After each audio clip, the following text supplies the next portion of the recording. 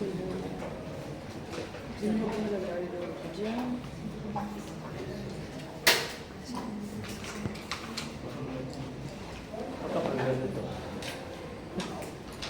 poquito borroso, para calibrar la tota de allá arriba, para darle foco. Ya tocó así.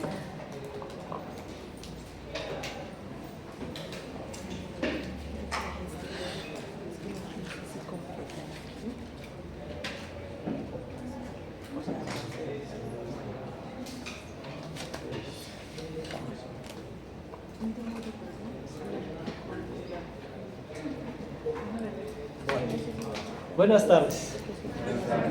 Siempre estos imprevistos del primer día. Seguirán ocurriendo otros. Entonces vamos a ver el primer aspecto que tiene que ver con la fisiología celular. Digamos que es parte de las generalidades que van a complementar las otras unidades que ustedes van a ver. Muchos de los aspectos que vemos aquí en fisiología celular son útiles en los otros temas, de ahí su importancia, es una gran importancia de la fisiología celular. Lo que ven aquí les sirve para después, en todos los temas que vayan a ver. Veremos pues el comportamiento de la célula desde el punto de vista eléctrico, alguna aproximación a su estructura y componentes que ya ustedes verán y detallarán en la bioquímica.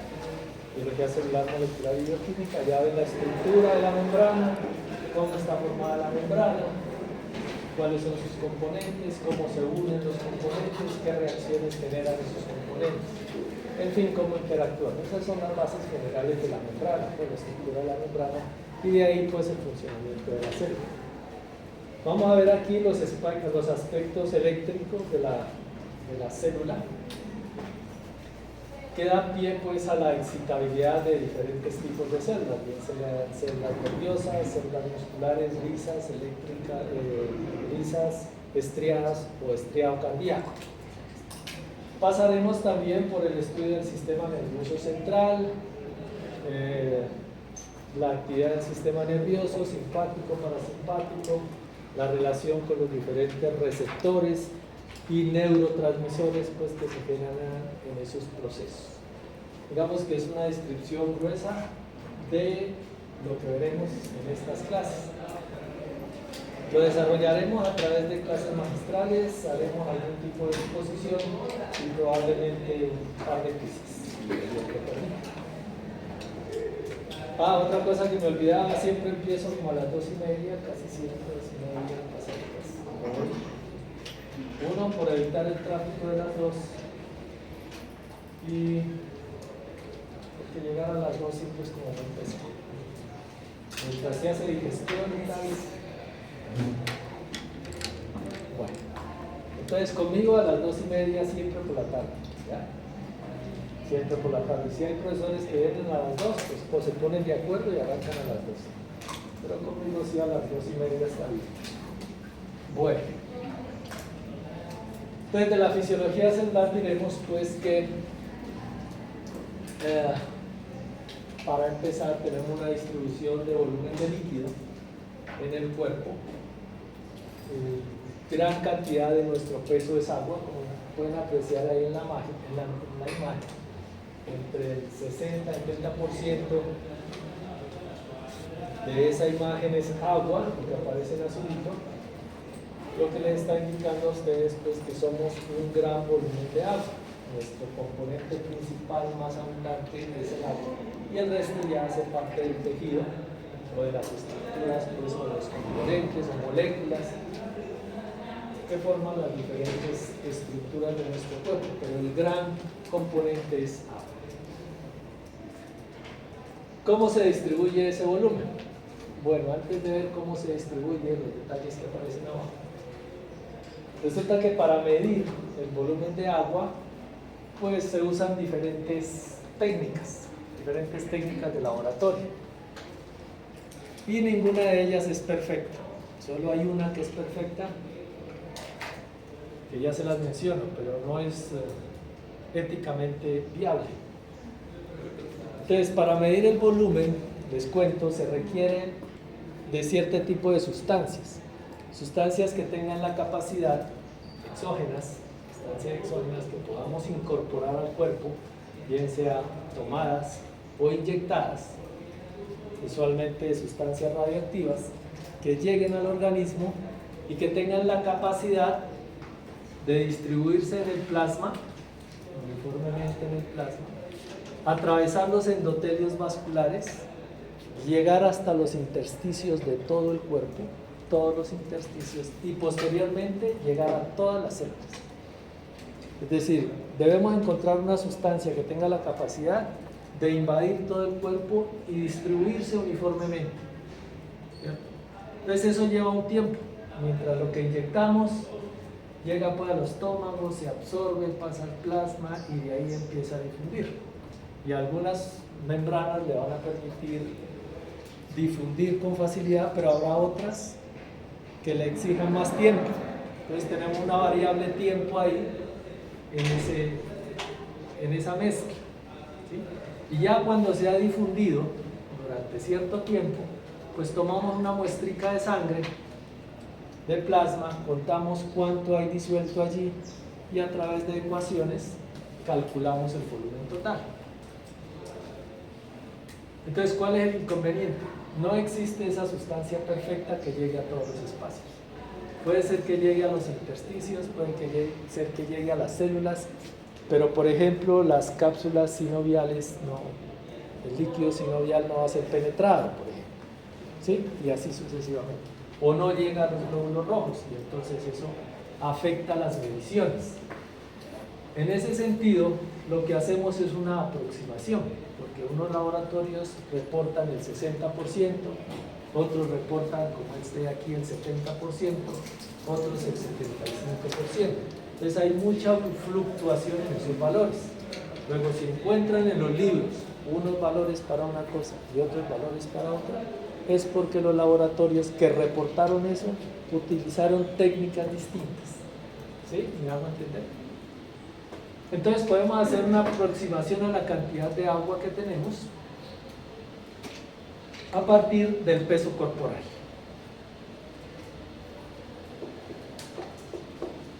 El peso corporal total. El peso que tenemos pues se determina en kilogramos. Entonces, a partir de ese peso, entre el 60 y 70% es agua. Vamos a casarnos para efectos prácticos aquí de aprendizaje con esos valores que aparecen allí. Repito, en los textos van a encontrar valores distintos. Nosotros nos vamos a casar con esto. O sea, esas son las preguntas de relación, con estos valores. Para el caso de las mujeres, el 60% del peso corporal es agua. Y para el caso de los hombres, el 70% del peso corporal es agua.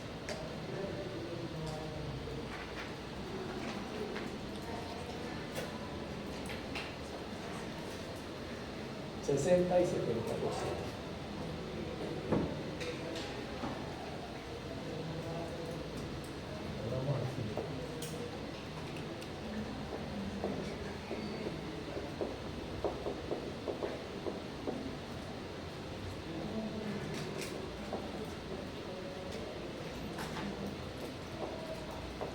Esto más por cultura general que cualquier otra cosa.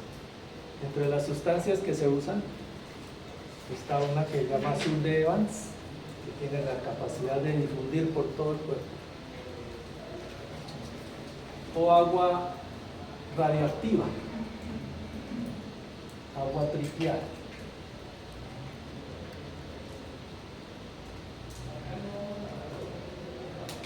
Agua radioactiva.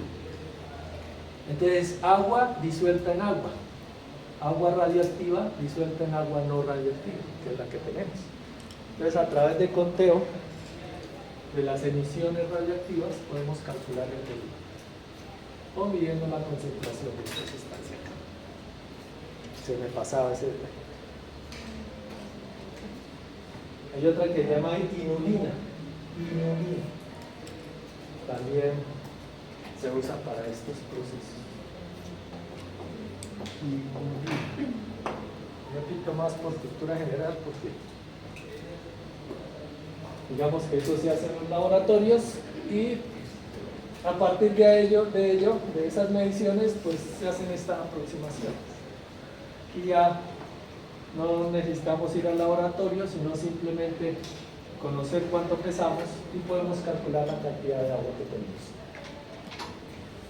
¿Listo? Entonces, a partir del peso, tantos kilos de peso, 60, 70, lo que ustedes pesen, el 60% para el caso de las mujeres y el 70% para el caso de los hombres será agua.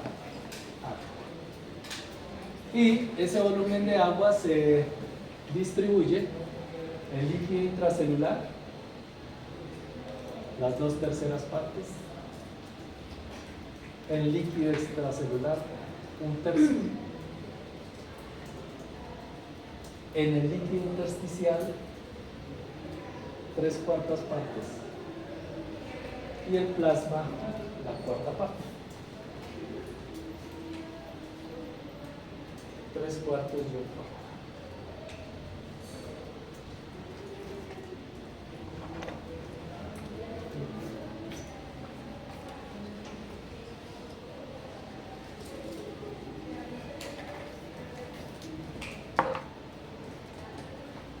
Entonces, por ejemplo, pongamos aquí una niña que pesa ¿cuánto? ¿Cuánto pesa?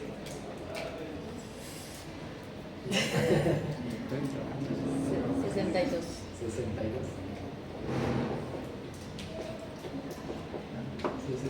kilos.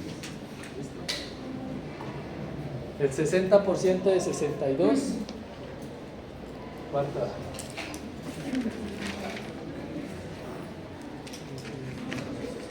36 ¿qué? Échenle calculadora ahí.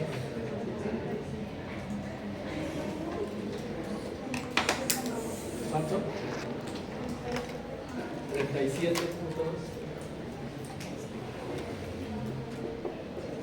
Correcto, 12. 37.2. Entonces partimos de kilos, ¿cierto? Porque el peso lo tenemos en kilos en una báscula, en una balanza.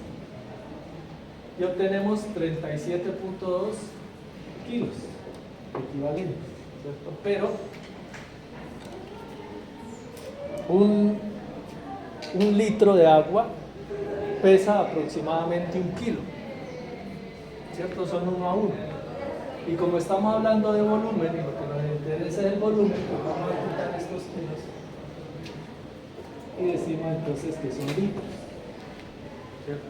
Por eso cambiamos de kilos a litros. 37.2. De esos 37.2, las 2/3 partes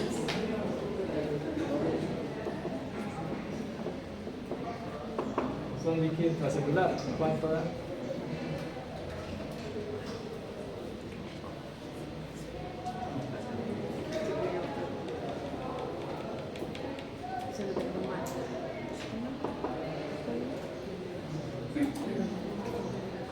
Ah, ya.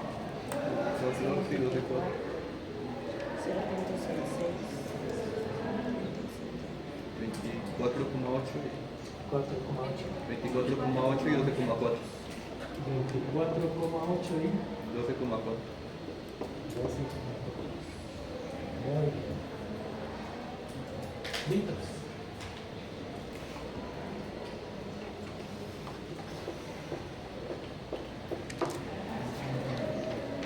De estos 12,4, que son líquido extracelular, tenemos 3/4 partes de intersticio y uno específico como líquido extracelular, que es el del plasma. Entonces aquí nos dará líquido, ¿cómo está ya? Intersticial.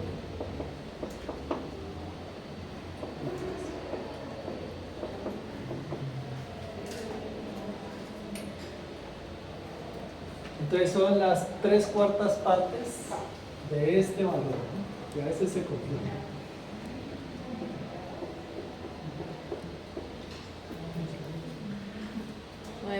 4 de 12, 3. Hay 3. 9.3 intersticial. 3,1. Y acá 3,1. 3,1.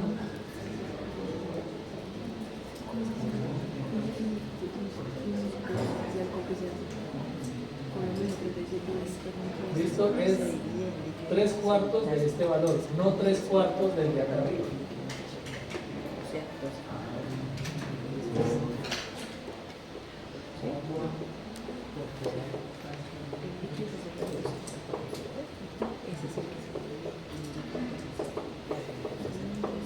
Agua corporal total o agua orgánica total. ¿Listo? Es una aproximación burda, gruesa, pero es buena. 60 para mujeres, 70% para hombres.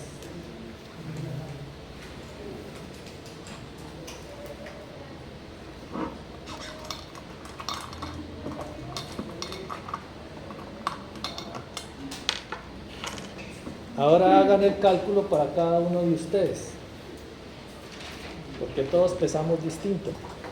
Se salvó. ¿Sí, ven?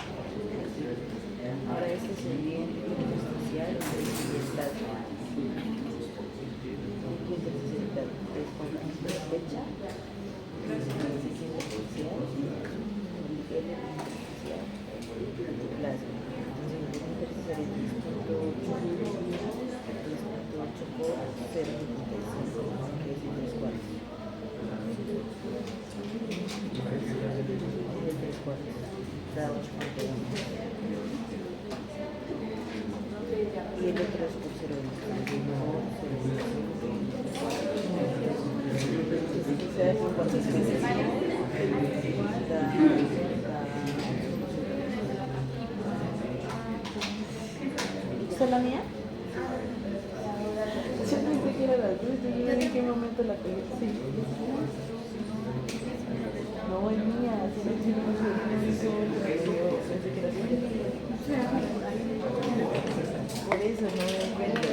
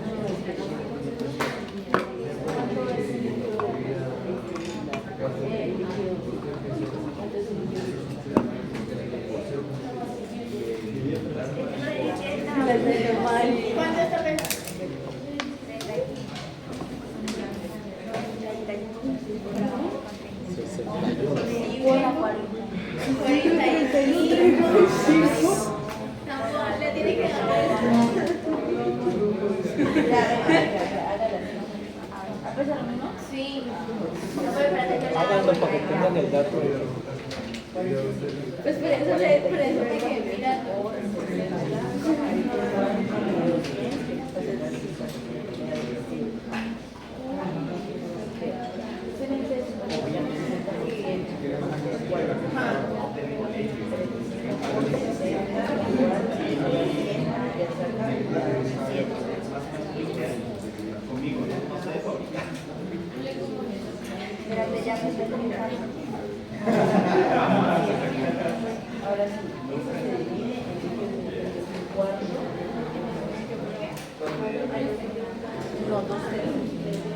¿Listo?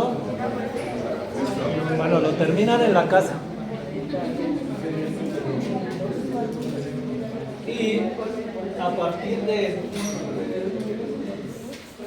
este volumen de plasma que obtuvimos, para el caso que estoy viendo acá en el tablero, fue de 3.1, ¿cierto? El volumen de plasma. Este era plasma. Lo dio acá en el cálculo, este allá pues les dará otro valor. Y a partir de ese valor podemos aproximarnos al volumen de sangre, que se hace a través de esta ecuacióncita. Este es el volumen de plasma, 3.1, dividido para 1 menos el hematocrito, que es HCT.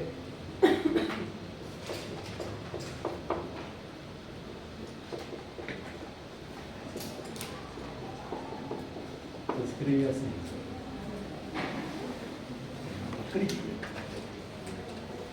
¿Qué es el hematocrito? Entonces, cuando a ustedes les hacen un examen de sangre, les toman una muestra y cogen un poquito,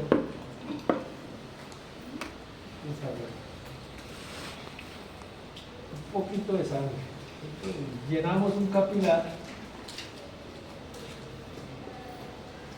hasta cierto volumen. Ese capilarcito es como la mina del lapicero, más o menos. Entonces le pinchan a uno el dedo aquí y se llena. Una vez se llena, se somete a centrifugación, se pone a girar a altas velocidades y las partículas más densas pues precipitan. Entonces acá van a quedar los glóbulos rojos. Por aquí en la interfase quedan los glóbulos blancos. Por aquí. Y por acá arriba queda el plasma.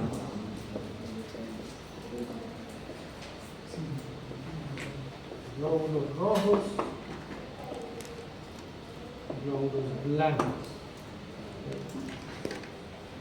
Entonces aquí queda un poquito de glóbulos rojos, glóbulos blancos y acá. Entonces lo que hacemos para determinar el hematocrito es dividir esto en 100 pedacitos. Que me determinarán el 100% de este volumen. El hematocrito determina cuántos glóbulos rojos hay en este volumen. Corresponde al volumen de glóbulos rojos que hay en un volumen de sangre.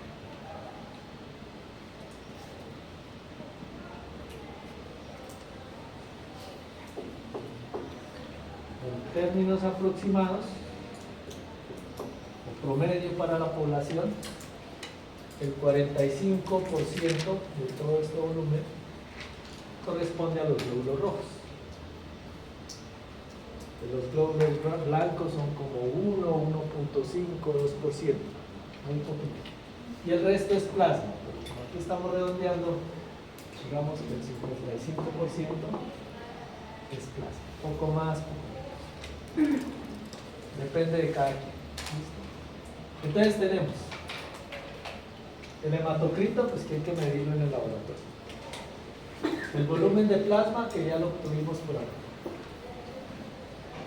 Entonces tengo aquí 3.1 dividido para 45% o 0.45, 1 menos 0.45.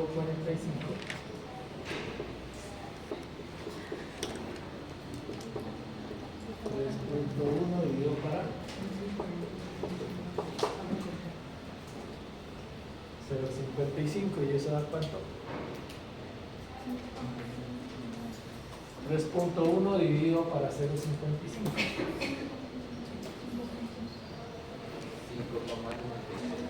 5.66.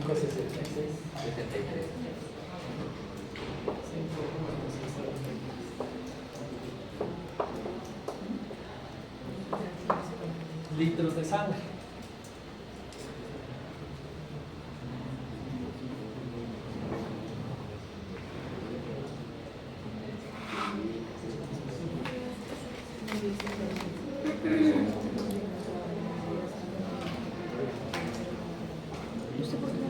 Así pueden calcular ustedes la cantidad de sangre que tienen. Hágalo con el suyo. ¿Cuánto es el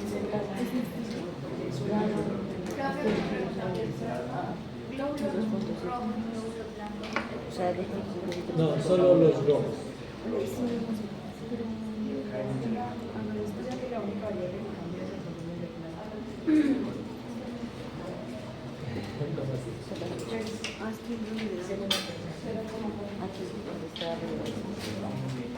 Sí, cada persona tiene su volumen de plasma y su volumen de glóbulos rojos. Profe, o sea, el hematocrito para que se utiliza es para mermarlo al 1 y el resultado como tal es el que vamos a necesitar para dividir el 3.1. Sí.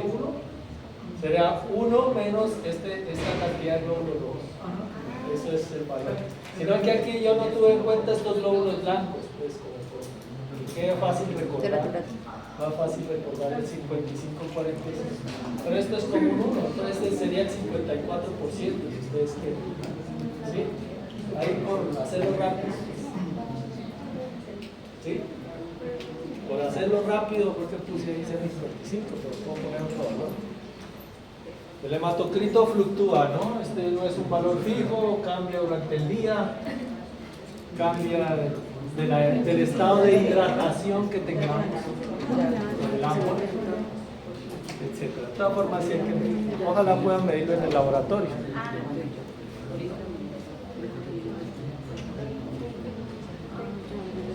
Bueno.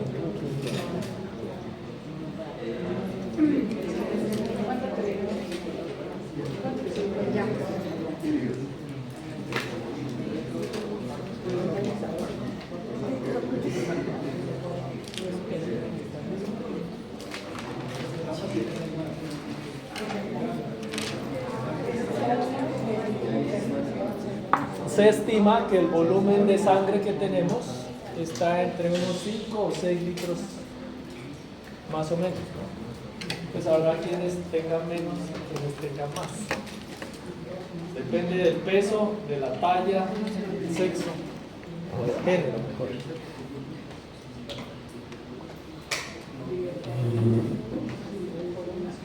¿Cuánto les dio de sangre? A ver, aquí un ejemplo. 6.2. Acá. 6.2 también. Pesan igualitos. ¿No? ¿No lo hizo? ¿Quién más le dio? Otro valor. 3.8. Ah, bueno. ¿Sí? 8.6, sí, aguanta. Pero hay que medirle el hematocrito.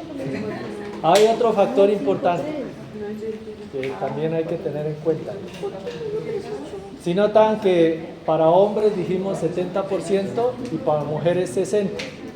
Entonces, la diferencia radica en que las mujeres acumulan un poquito más de grasa, ¿cierto? Eso establece la diferencia. Por eso la diferencia, si no todos seríamos igualitos. Las mujeres tienen grasita acumulada en sitios estratégicos. Los hombres pues, a partir de los 15 años.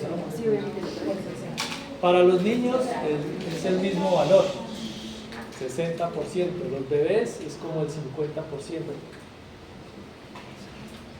¿Ya? Por eso es la diferencia. También se tiene en cuenta. Pero miren que a partir de un solo dato, rápidamente podemos saber cuánta sangre tenemos.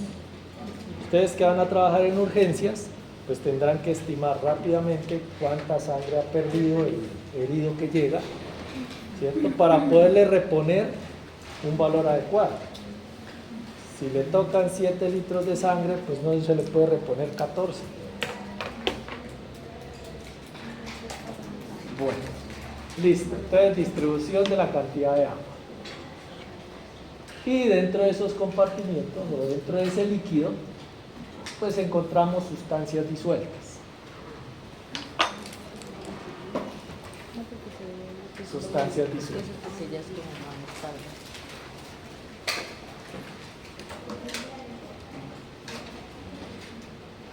Esas cantidades pues pueden venir en moles, que es lo más conocido desde su química de décimo,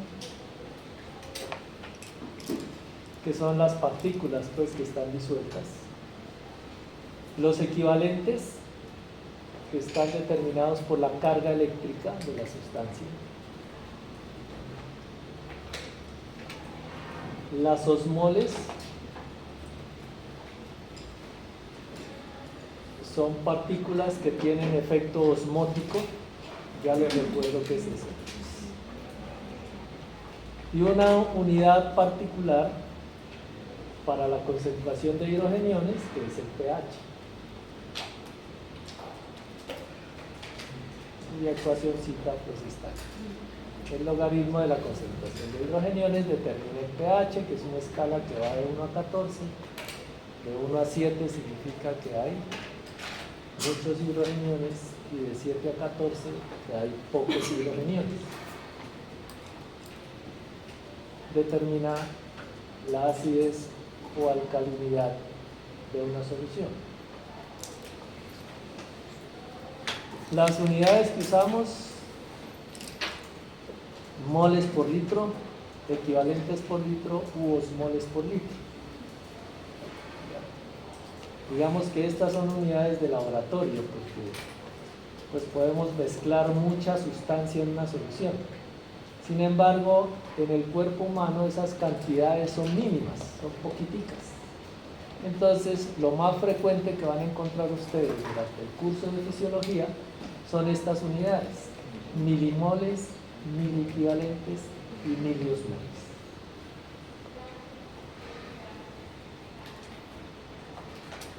Y son conceptos distintos que determinan funciones distintas.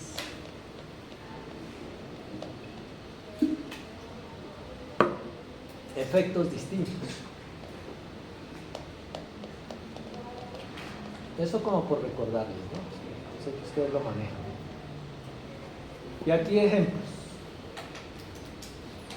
de las sustancias frecuentes que se van a encontrar en fisiología. Aquí está como lo más importante. O sea, agregar más se pondría esto muy tedioso. Pero aquí pueden notar la diferencia de las tres mediciones. Bien clarita está. Bueno, molaridad, que se la aprende uno casi que de memoria en quinto bachillerato, en décimo bachillerato, y les hicieron aprender eso, que ya no se acuerdan que sí es sodio, pero sí se acuerdan que el sodio pesaba 23 gramos mol, está en la tabla periódica.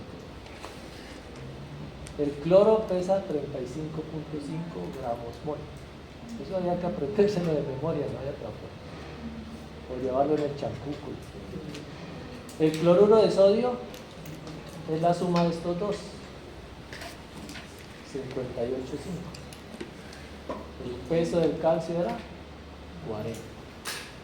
El cloruro de calcio, que son dos cloros y un calcio, entonces de sumar dos cloros, que son 70 y algo, y el calcio, entonces da 111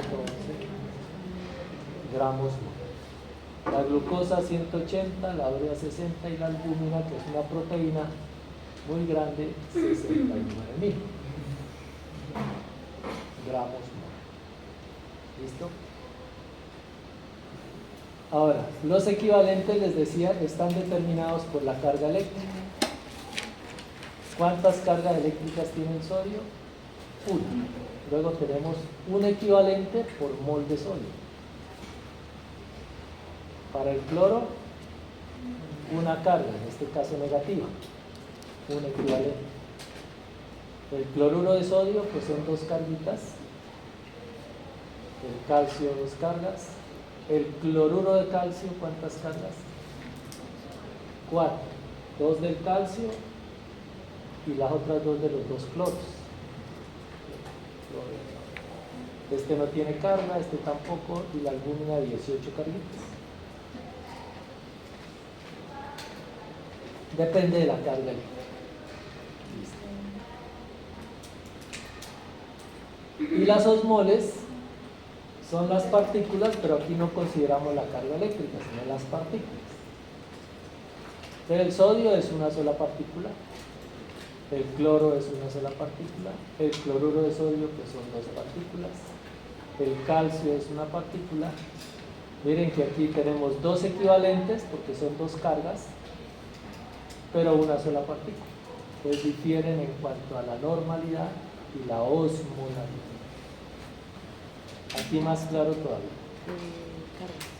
Del cloruro de calcio decíamos que son 4 cargas eléctricas, pero son 3 partículas que tienen efectos móviles.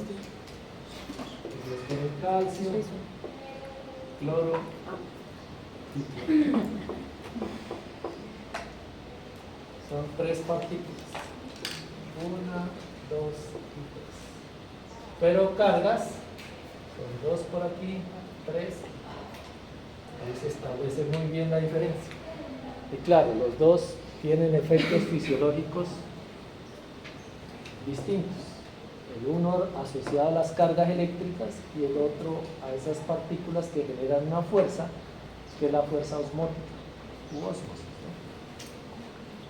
¿no? Aquí una partícula, una y una. ¿Listo?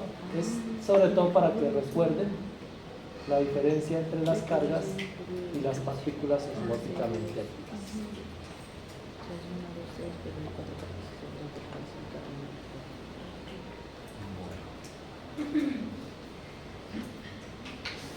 Listo. Entonces, una vez hemos visto las unidades que se van a encontrar frecuentemente en fisiología, establecemos la diferencia, pues para que no tengamos inconvenientes. Veamos el porqué de la diferencia de concentración de las sustancias. ¿Por qué no son iguales dentro o fuera de la célula o con respecto a los intersticios?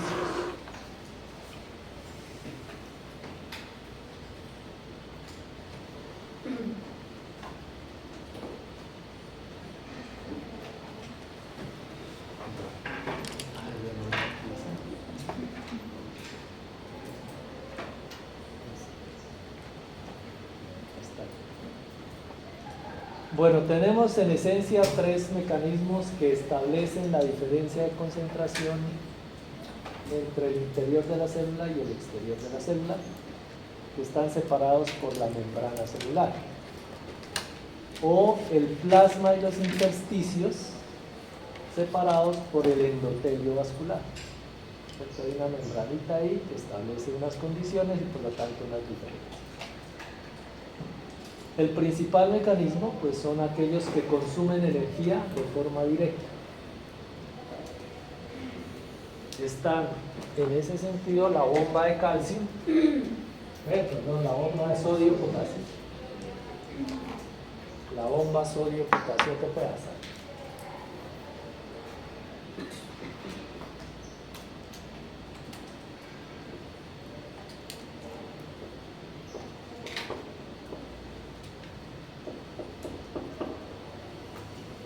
La función es sacar sodio y entrar potasio.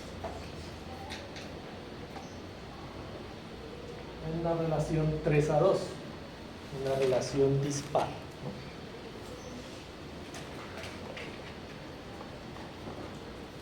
¿no? Y para que este giro se dé, necesariamente se consume ATP, se necesita energía para que el proceso siga. ¿Eso qué significa? Pues que el ATP más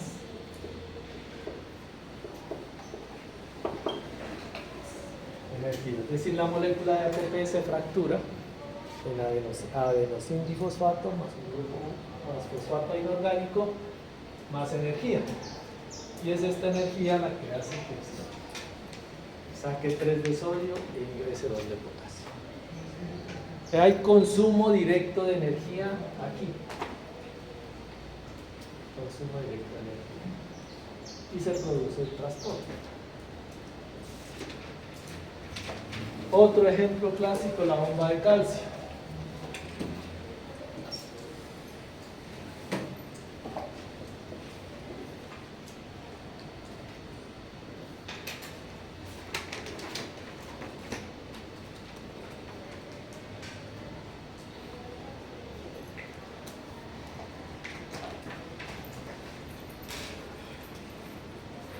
La bomba de calcio. Esta, digamos que es la célula. Aquí tenemos la bomba de calcio pegada a la membrana del retículo sarcoplásmico, o retículo endoplasmático. Para el caso del músculo, pues el retículo sarcoplásmico. Lo tenemos aquí en la membranita y se encarga de llevar calcio del citosol al retículo.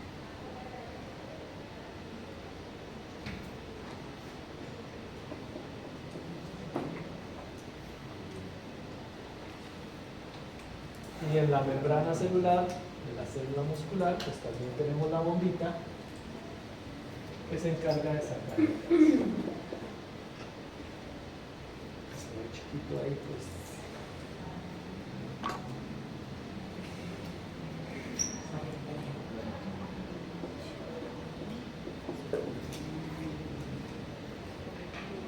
El retículo sarcoplásmico es un reservorio de calcio, almacena calcio.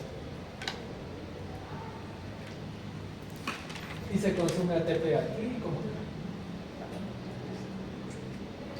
Entonces hay consumo directo de energía para movilizar. Entonces ese trabajo genera una disparidad de esos iones entre el interior y el exterior celular. Para el caso de la bomba sodio-potasio, pues estamos acumulando sodio afuera.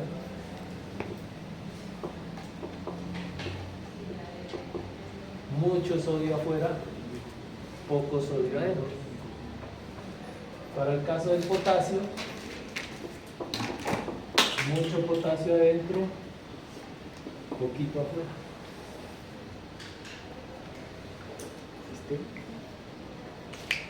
Ese es el trabajo de la bomba. Mecanismos de energía indirecta.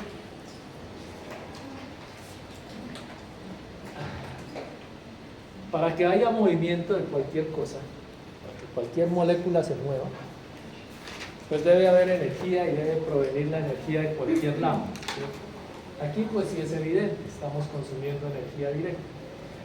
Pero puede darse el caso de que una sustancia se mueva sin presencia objetiva de energía. Por ejemplo, Ya dijimos que el sodio está concentrado acá afuera con respecto al sodio de aquí interior. Acá está saliendo por energía. Pero este gradiente o esta diferencia de concentración hace que el sodio quiera irse para dónde? Hacia adentro. Está más concentrado afuera que adentro. Entonces, por gradiente de concentración, por diferencia de concentración, por estar más concentrado acá afuera que acá adentro, él tiende a irse hacia adentro. Se está moviendo, pero no hay consumo directo de energía. ¿Sí? Es un movimiento pasivo, pero se mueve. ¿Sí? Entonces a esto le llamamos consumo indirecto de energía. Lo mismo para la glucosa.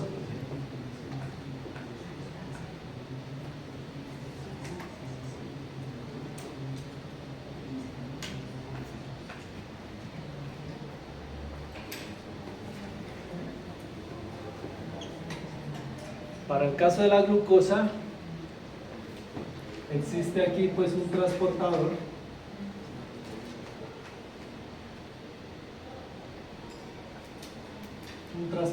en la membrana que mueve sodio y glucosa. Tiene dos sitios de unión, uno para la glucosa y otro para sodio. ¿Sí? En las células intestinales está este transportador. Entonces, ¿qué ocurre aquí? El sodio está más concentrado afuera que adentro. Entonces, el sodio se ve favorecido a entrar. Entonces, la glucosa aprovecha que llega el sodio y se pega a su sitio de unión e ingresa. Es decir, está aprovechando unas condiciones y la glucosa entra. Pero no hay consumo de energía, ¿sí? Sin embargo, la sustancia se está moviendo. ¿Quién está haciendo el trabajo?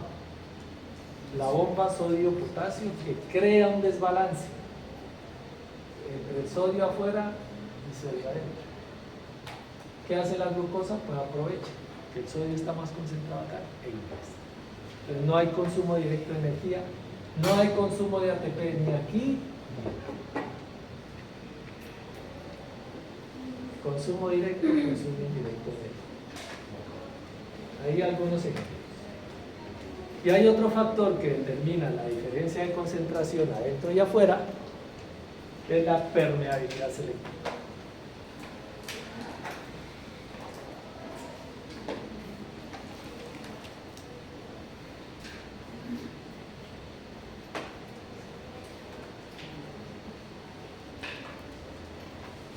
La permeabilidad selectiva. En términos generales, pues la membrana celular tiene proteínas, carbohidratos, lípidos.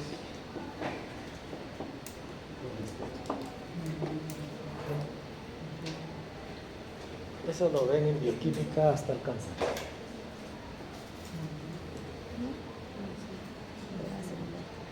Membrana celular.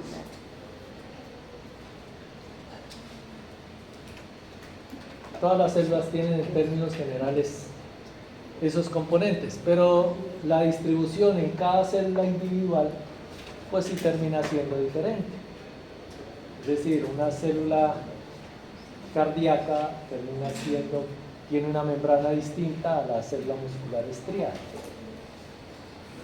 o a una célula nerviosa, que tienen distribuciones distintas. Y por eso determinan comportamientos distintos. Por eso las neuronas sirven para una cosa, las células cardíacas para otra y las células musculares para otra. Entonces, dependiendo de la composición de la membrana celular, ellas son selectivas. Entonces dejan pasar más unos iones que otros.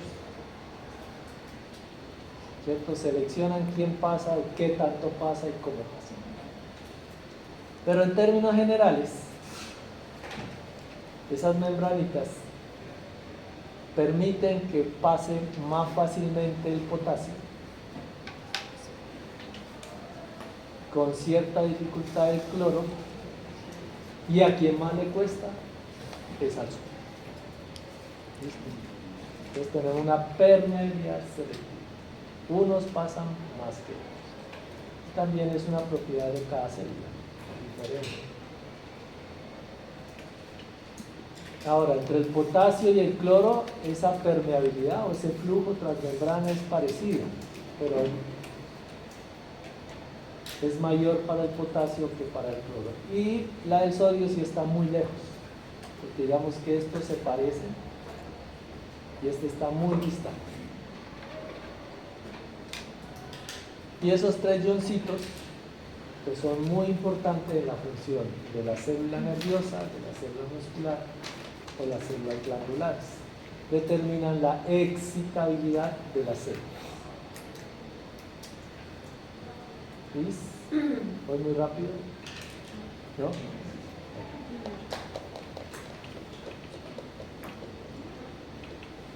Vean que sí. Listo. Después de esos mecanismos, pues claro, vamos a tener diferencias de concentración adentro.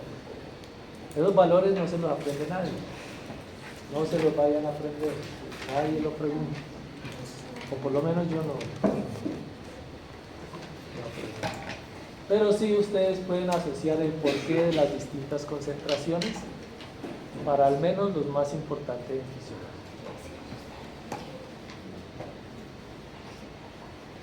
Entonces, en ese sentido, si tenemos aquí líquido extracelular y aquí líquido intracelular,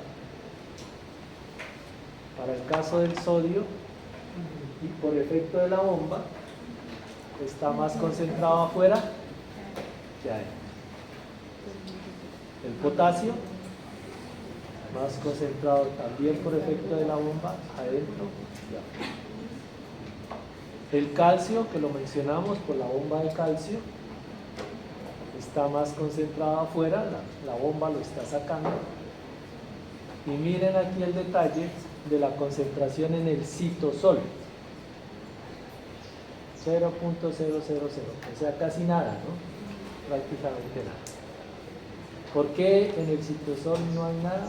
Porque todo está prisionero, capturado dentro del retículo sarcoplástico. Entonces ahí es donde se acumula y cuando se requiere y se necesita, pues sale de ahí.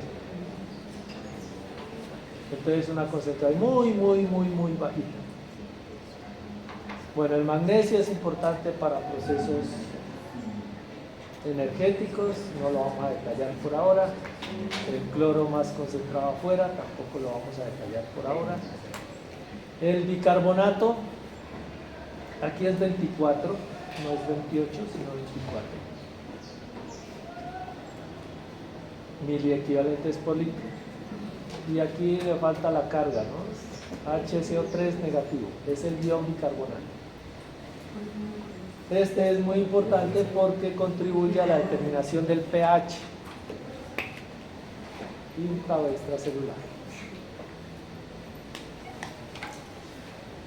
28 miliequivalentes por litro.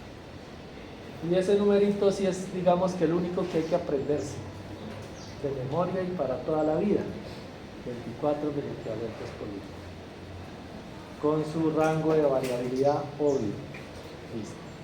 De fosfatos, sulfatos, glucosa, aminoácidos, eso se los dejo para la fisiología digestiva, o sea que no los vamos a tratar. Colesterol, fosfolípidos, grasas neutras, tal. Y por último tenemos acá abajo el oxígeno y el CO2.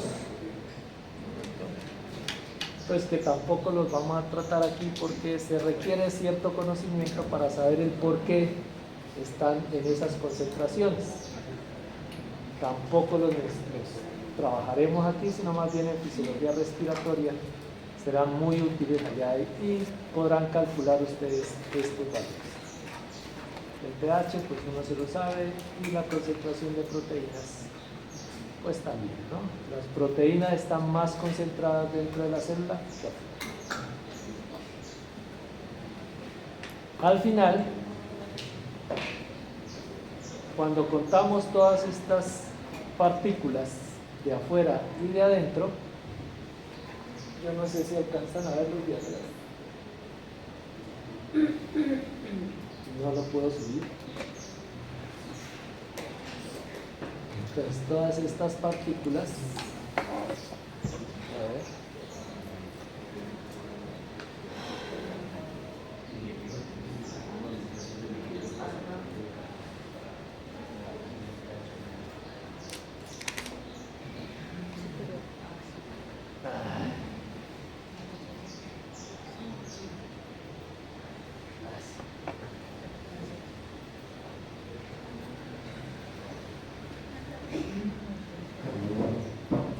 al final, si contamos todas las partículas de un lado y del otro, pues tenemos la misma osmolaridad, 285, 285, por poner un número, puede ser 290 adentro y afuera,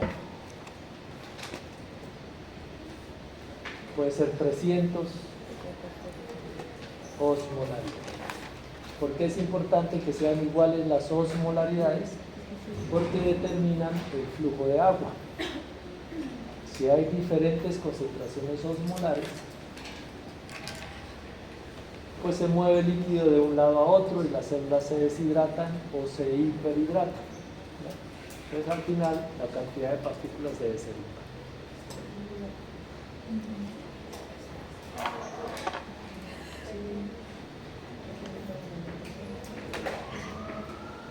Bueno, la misma tabla ya corregida.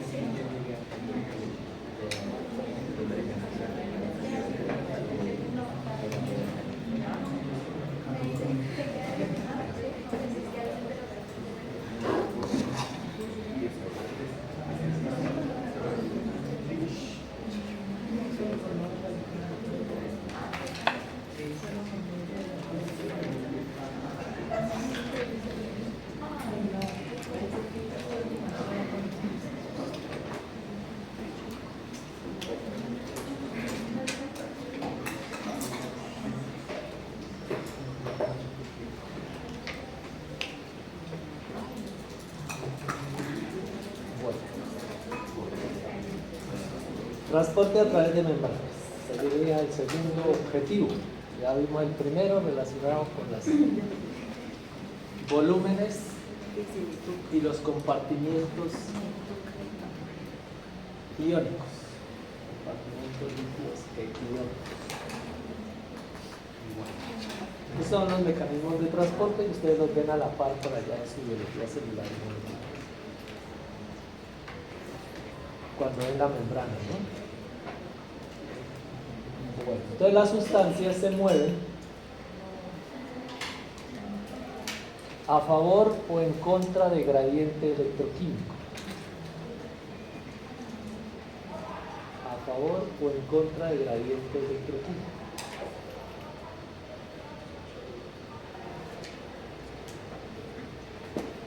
Entonces me explico.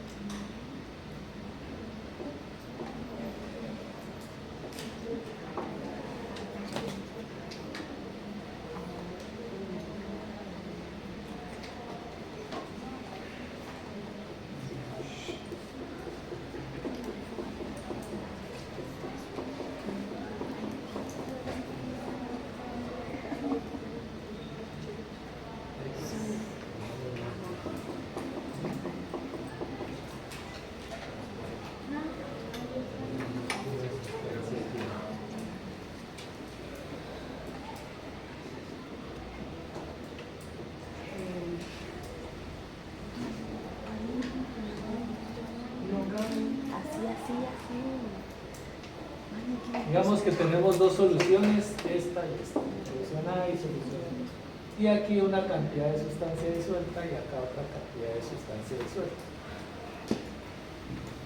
Cada una de estas sustancias tiene un potencial electroquímico. Este era el potencial electroquímico de A y el potencial electroquímico de B. Es decir, es como la fuerza interna de cada solución que depende de la concentración de sustancias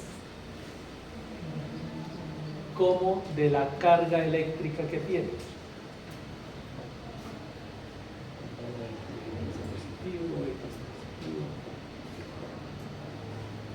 Voy a ponerle una carguita positiva a las X.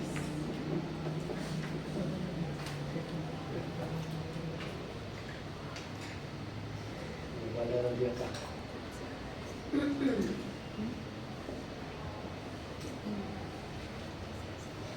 Pongámosle carguitas negativas o positivas también a la Y.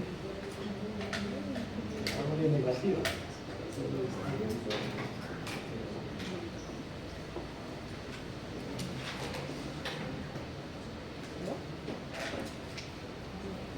A las X les puse carga positiva y a las Y les puse carguita negativa. Entonces hay dos factores que determinan este potencial electroquímico. Bueno, este valor se puede calcular a través de ecuaciones, pero no es lo que nos interesa. Entonces hay unas sustancias disueltas y otras sustancias disueltas. Entonces ese potencial electroquímico, que depende de la concentración y de la carga, determina que las sustancias se muevan para un lado o para el otro. Hay dos factores interviniendo en el proceso. Por un lado, las X, o la sustancia X, tiende a moverse de un lado hacia otro. De acuerdo al dibujito, ¿de dónde se moverá la X? Del lado de acá.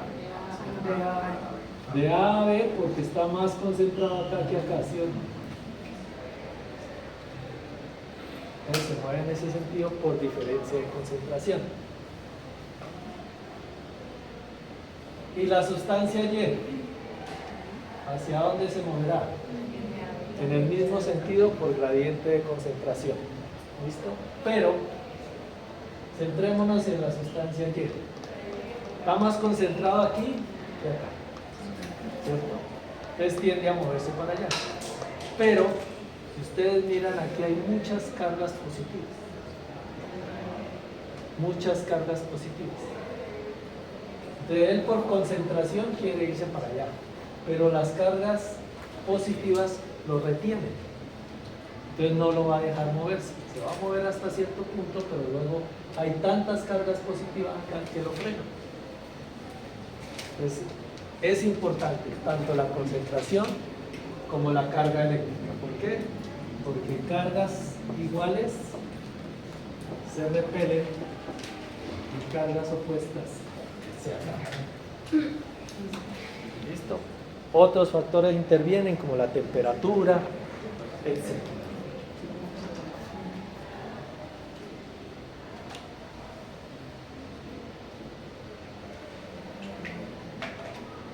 Por eso se llama electroquímico. Electro por las cargas eléctricas y químico por la concentración.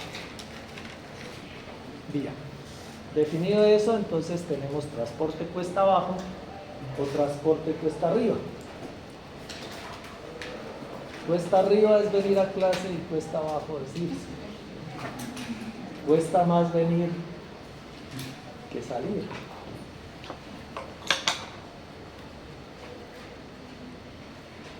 Y dentro de ese transporte cuesta abajo, pues tenemos la difusión simple y la difusión facilitada. Para el caso de la difusión simple,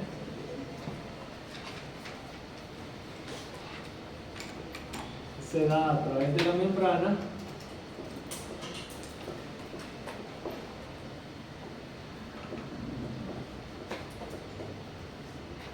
y para aquellas sustancias que tienen la capacidad de disolverse en la membrana.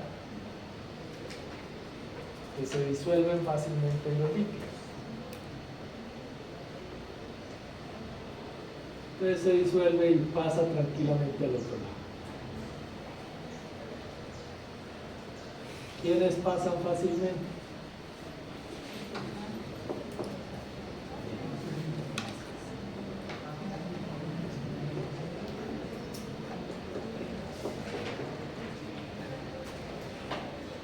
Otro muy importante, los alcoholes, ¿no? El alcohol. Entonces difunden tranquilamente, no tienen inconveniente para disolverse en las grasas. Entonces atraviesan tranquilamente, difunden.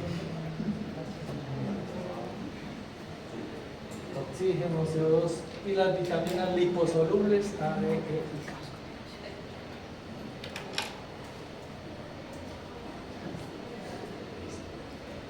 Pero también encontramos sustancias que no se mezclan, no se disuelven en la membrana, no son liposolubles.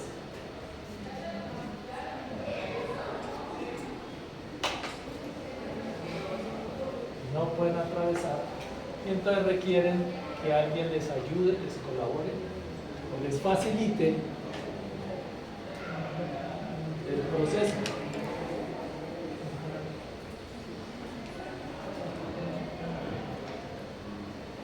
Entonces vamos a encontrar una proteína transmembrana que facilita el proceso. Y a eso le llamamos un facilitador. Y estamos entonces en la solución facilitada. Y si hay gradiente, pasa también, difunde tranquilamente. Mientras esté el poro abierto, el agujero abierto, difunde tranquilamente. ¿Qué se requiere?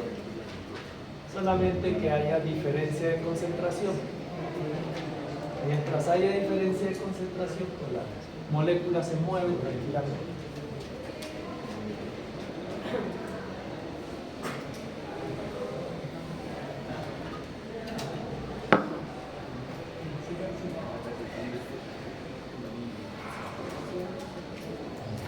Difusión simple y difusión fácil. Y para el transporte cuesta arriba se define así porque requiere el aporte de energía, bien sea directo o indirecto.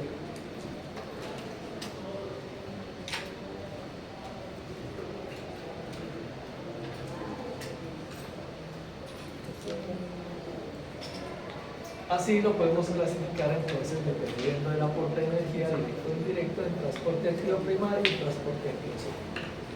Transporte activo primario requiere consumo directo de energía. ¿En dónde lo vimos? En la bomba, sodio y gas.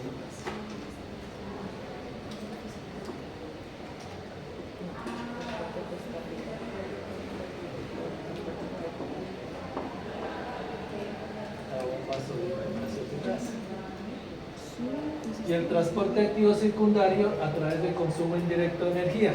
También lo mencionamos para el caso del sodio o el sodio glucosa.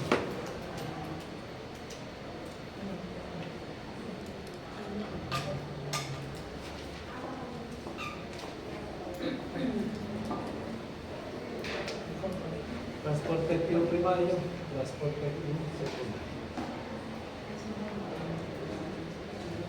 Consumo directo de energía, aquí se aprovechan unas condiciones determinadas por alguien que trabajó, y entonces las moléculas aprovechan ese mecanismo para ingresar a la célula.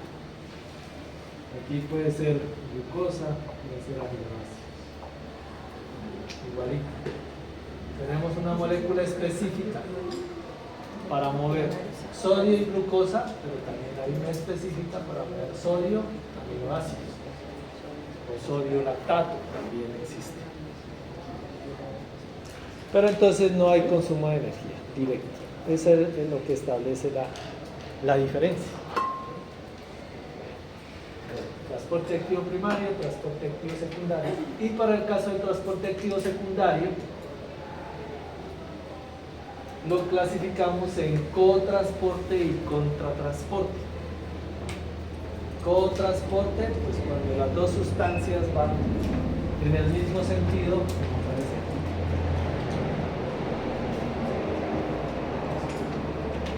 O cuando una entra y la otra sale.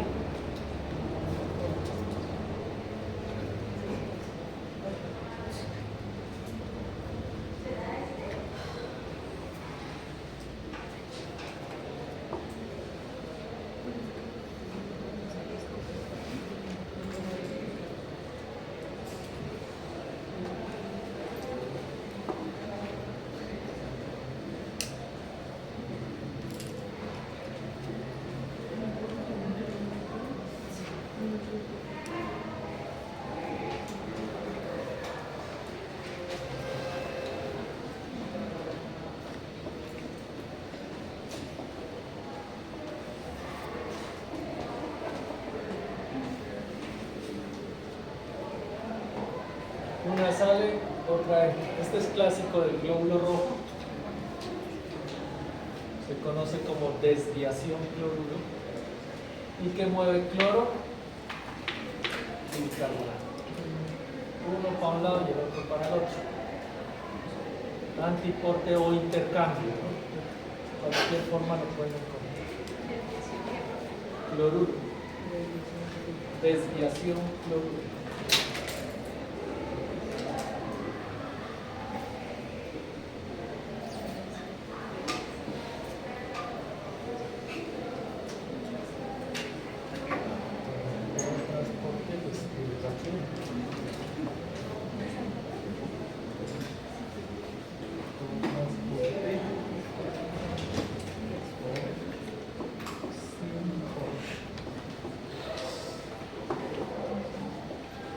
Esos son sinónimos.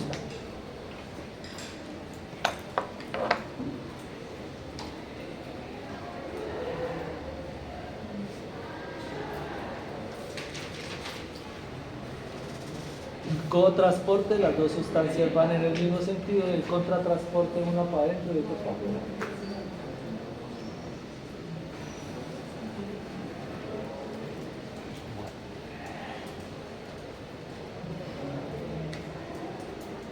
Ahora bien,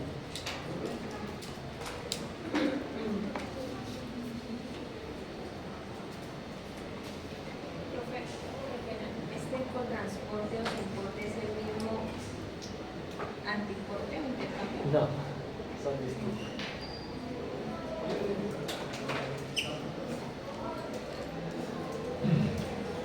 El contratransporte es el mismo antiporte o intercambio. Y el cotransporte es el mismo simple.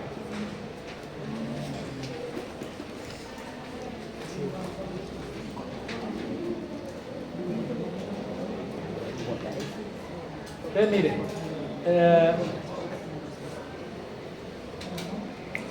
la difusión simple pues atraviesa la membrana celular. La difusión facilitada, el transporte activo primario y el transporte activo secundario necesitan de alguien que colabore o que ayude en el proceso. Pues es una proteína incrustada en la membrana. Esa proteína se llama facilitador, transportador o acarreador. Ayuda en el proceso.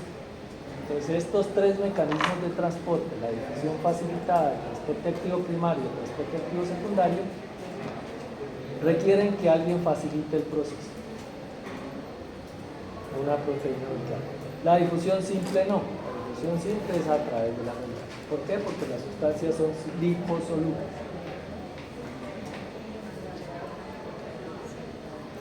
Los otros tres, la difusión facilitada, el primario y el secundario, requieren que alguien les ayude.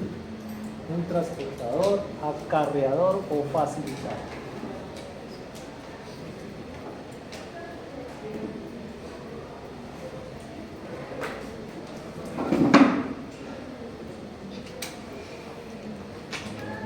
Pero,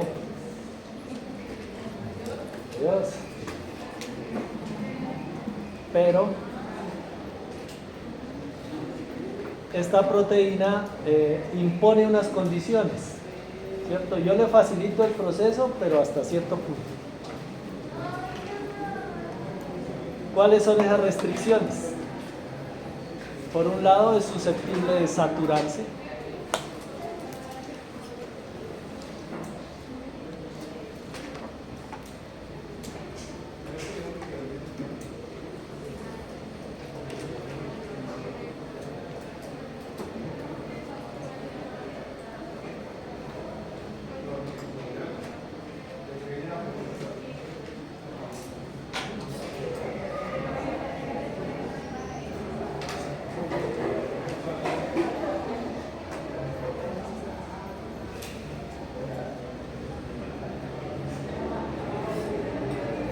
Es susceptible de saturarse, es decir, cada transportador tiene unos sitios de unión específicos para las sustancias. Entonces digamos que este tiene 1, 2, 3 sitios de unión y va a mover estas 3 partículas. Luego la cuarta, la quinta, la sexta, etc. van a tener que esperar.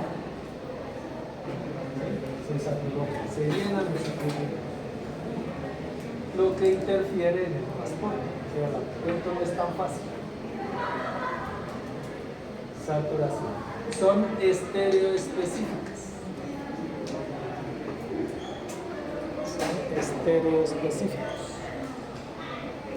Es decir, prácticamente existe una proteína para cada sustancia a movilizar, o par de sustancias a movilizar.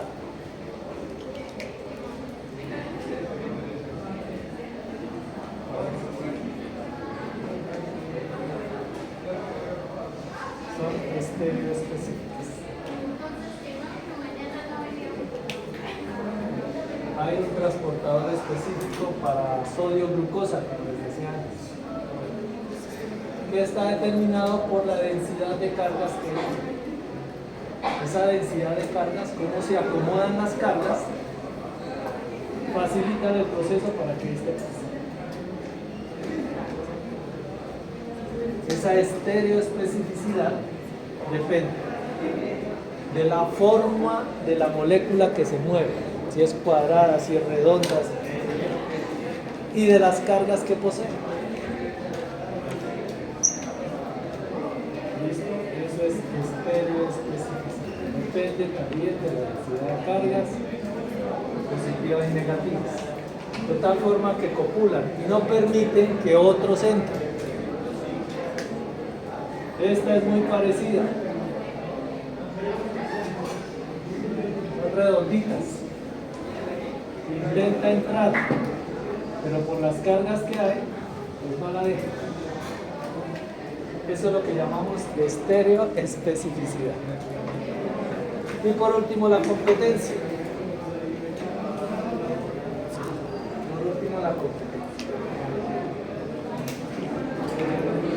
Puede darse el caso de que distintas partículas puedan acoplarse a este transportador. Diferentes partículas pueden acoplarse y pasar.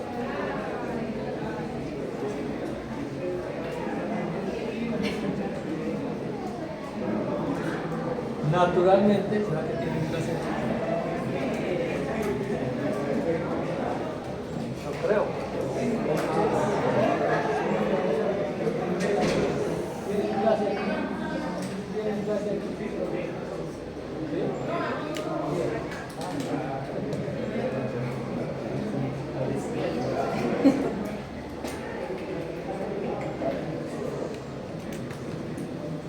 Competencia.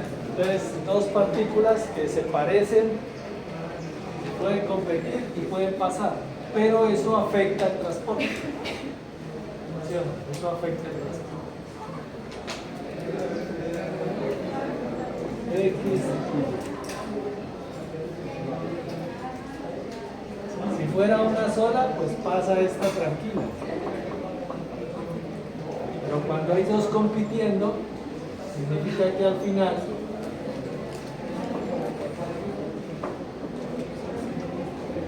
el flujo se afecta, se reduce. reduce para este y se reduce para este. ¿Qué es lo que llamamos competencia?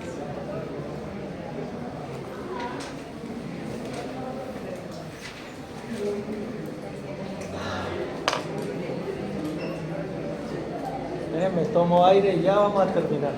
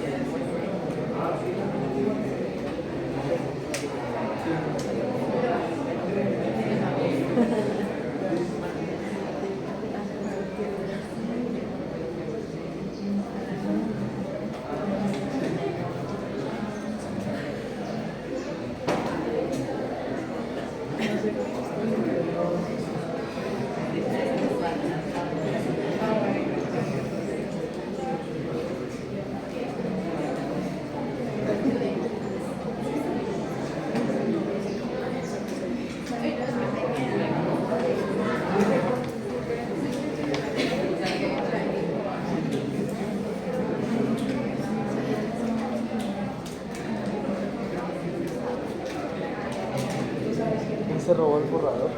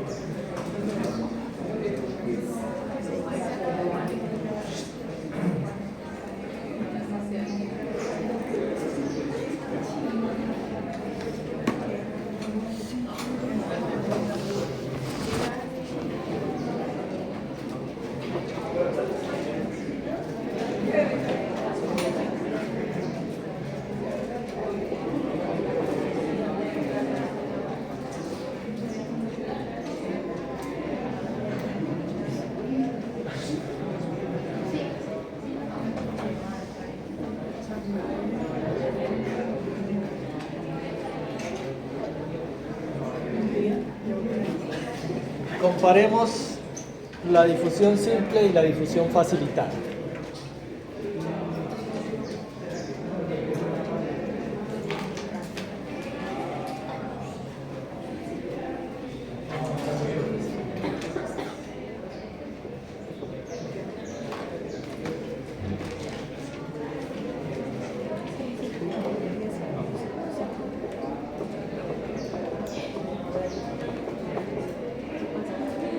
¿Lo cambiaron?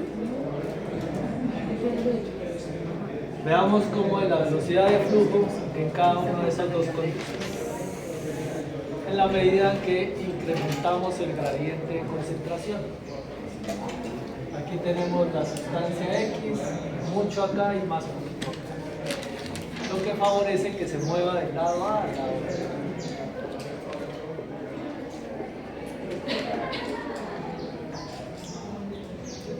Como la difusión simple atraviesa la membrana celular tranquilamente, no tiene problemas.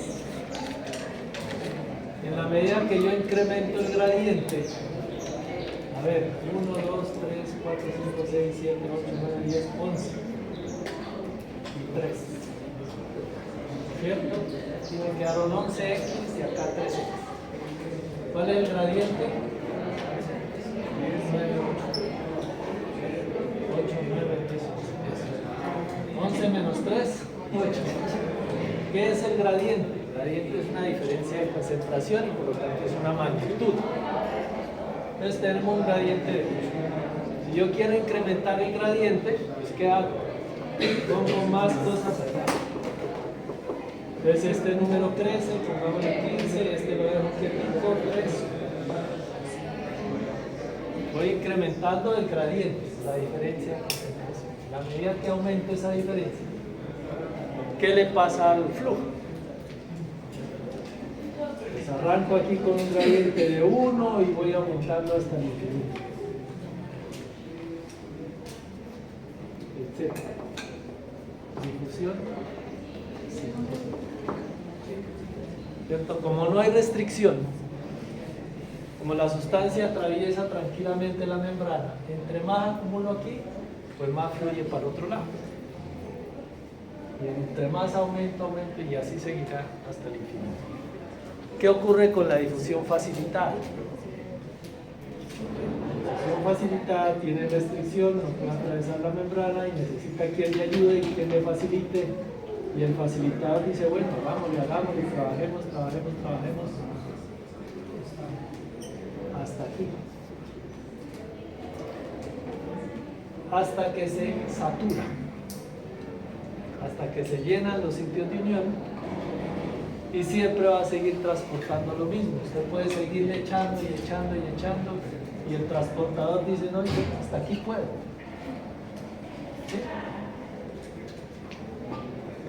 Entonces, con gradientes bajos, diferencias de concentración bajas, ¿quién transporta más? ¿Quién mueve más? ¿La difusión facilitada o la difusión simple?